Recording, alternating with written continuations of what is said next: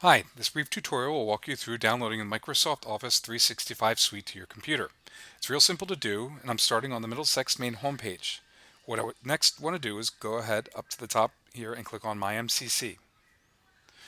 From here you have the option to click on Office 365. That's what we're going to do. So you'll see everything that kind of comes up here. Of course you can access all this online, but what we need to do is go up here and click on your profile here at the top right hand side. I guess it's the Account Manager. After clicking on it, I want to go ahead and select My Account. Next, you can go over here where it says Office Apps and Devices. If you notice here, it says you can install Office up to 5 PCs, 5 Macs, tablets, and smartphones. So what you would do next is click on Install Office.